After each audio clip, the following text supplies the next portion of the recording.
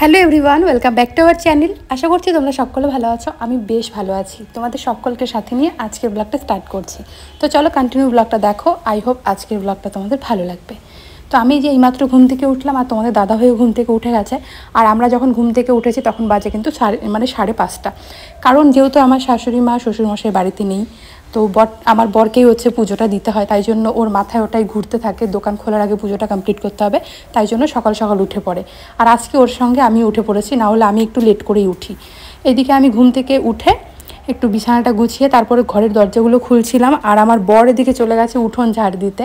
কারণ এখন তো আমার উঠোন ঝাড় দেওয়াটা ঠিক হয় না, কারণ যেহেতু আমাদের উঠোনটা অনেকটাই বড়, তাই জন্য বরই হচ্ছে উঠোনটা ঝাড় দিয়ে দেয় আর আমি হচ্ছে ঘরটা ঝাড় দিয়ে দিই। তো আমি এদিকে ঘর ঝাড় দিয়ে নিচ্ছি আর বর গেছে উঠোন ঝাড় দিতে। তো আমি একটু ভিডিও করেছি, তোমাদের সঙ্গে শেয়ার করব, কিন্তু আমার বর আমাকে বারবার বলছিল তুমি কিন্তু ভিডিওটা শেয়ার করবে না, কারণ ও একটু লজ্জা পায়, মানে ও আমাকে একটু হেল্প করবে, এইসব তোমাদের সঙ্গে শেয়ার করতে দেয় না। তো আজকে আমি তবুও তোমাদের সঙ্গে শেয়ার করব, কিন্তু পরে ও যখন ভিডিওটা দেখবে আমাকে নিশ্চয়ই এসে ও বলবে। তো আমার বর কি কি কাজ করে আজকে তোমাদের সঙ্গে একটু শেয়ার করার চেষ্টা করব। তো আজকে হচ্ছে বৃহস্পতিবার আর আজকে আমার বরের ক্লাস আছে, তাই জন্য সকাল সকাল সব কিছু করে ও হচ্ছে ক্লাসে যাবে। আর টুকিটাকি যা কাজকর্ম আছে সেগুলো আমি করব। আর রান্নাটা তো এখন আমি আর করছি না, কারণ আগে আমি রান্না করতাম, এখন ইদানিং রান্নাটা একদমই বাদ দিয়ে দিয়েছি। শাশুড়িমা থাকলে শাশুড়িমা রান্না করতো, আর এখন হচ্ছে একটা পাশের বাড়ির দিদিকে মা বলে গেছে যে যেই কদিন আমরা আসবো না তুমি রান্না করে দিয়ে যাবে, তো ওই দিদিটা এসে রান্না করবে। তো আমার সেরকম একটা কাজের চাপ নেই, টুকিটাকি যা কাজ আছে সেগুলো আমি করব।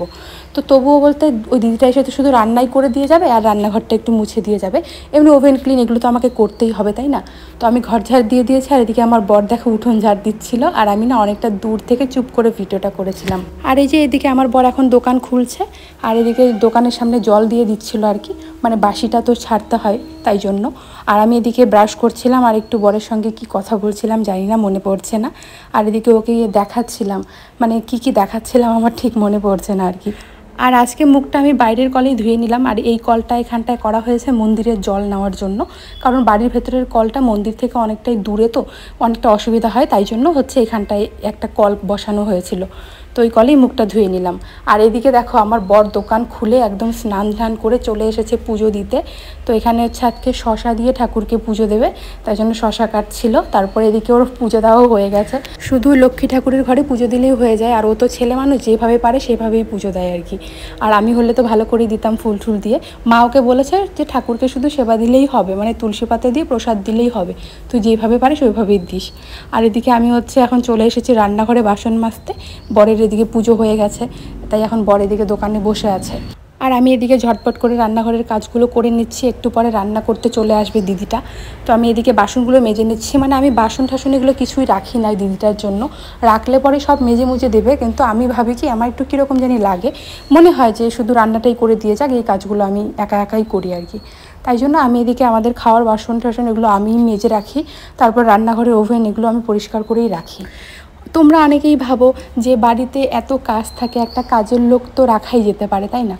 কিন্তু সত্যি কথা কি বলো তো, মানে আমার না নিজের কাজটা নিজে করতেই ভালো লাগে, মানে কাজের লোক রাখবো তারা কিভাবে কাজটা করবে আমার না ঠিক মানে পছন্দ হবে না সত্যি কথা বলতে গেলে। মানে আমি যেইভাবে ঘরটা মুছবো হয়তো উনি সেইভাবে ঘরটা মুছলো না, কারণ আমার জিনিস সরিয়ে সরিয়ে না মুছলে ভালো লাগে না। আর দেখবে যারা কাজ করবে তারা তো আর আমাদের মতো করে যত্ন করে আমাদের বাড়ির কাজটা করবে না, তাই না? তাই জন্য আমার না কাজের লোক তো চাইলেই রাখতে পারি, কিন্তু তাদের দ্বারা কাজ আমার পছন্দ হবে না সত্যি, তাই জন্যই কিন্তু কাজের লোকটা রাখা হয় না।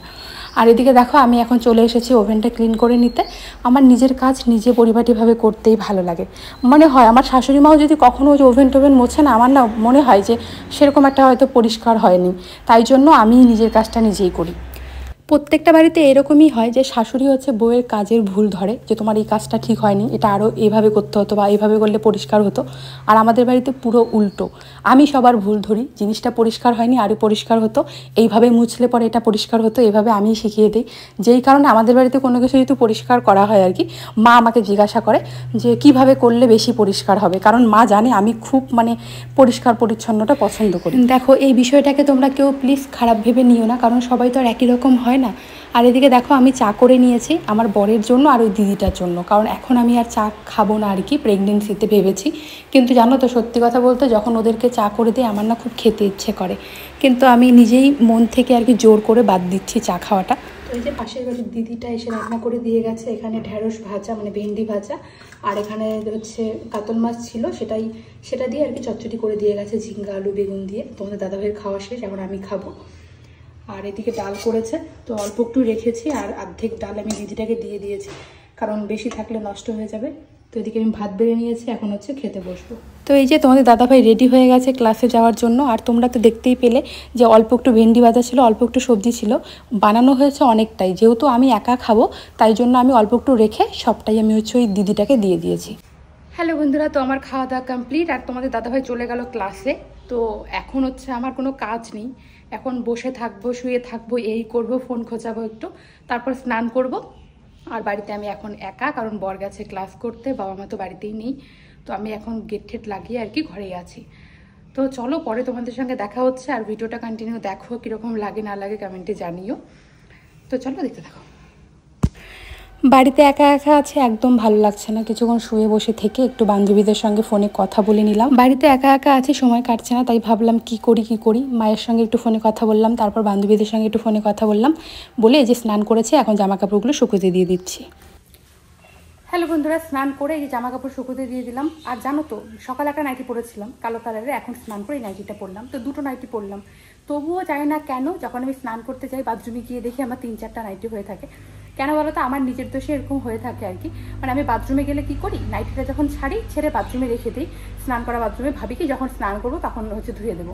এইভাবে হচ্ছে আমার প্রত্যেকটা দিন 3-4টা করে নাইটি ধুতে হয় আর কি। এর জন্য আমার হচ্ছে নাইটি জমে যায়, জামা জমে যায়। আর রোজ আমারই জামা কাপড় আমার অনেকগুলো করে ভাঁজ করতে হয়। তোমাদের দাদাভাইয়ের জামা কাপড় কিন্তু সেরকম একটা ভাঁজ করতে হয় না, কিন্তু আমার জামা আমার রোজ 5-7টা করে ভাঁজ করতে হয়।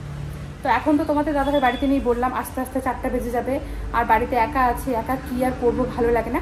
তো এখন একটু শুয়ে থাকবো, এই করব। আর ভিডিওটা বেশি বড় করছি না, ছোট্ট একটা ভিডিও শেয়ার করছি। তো এরপরে হচ্ছে তোমার দাদাভাই আসলে পরে একটা ব্লগ এখান থেকে স্টার্ট করবো, নতুন ব্লগ। তো 4টা থেকে ব্লগটা স্টার্ট করবো। ও যতক্ষণ না আসে, আর ভালো লাগছে না ভিডিও করতে। তো চলো টাটা, কীরকম লাগলো কমেন্টে জানিও। কালকে দেখা হচ্ছে আবার নতুন কোনো ভিডিও নিয়ে।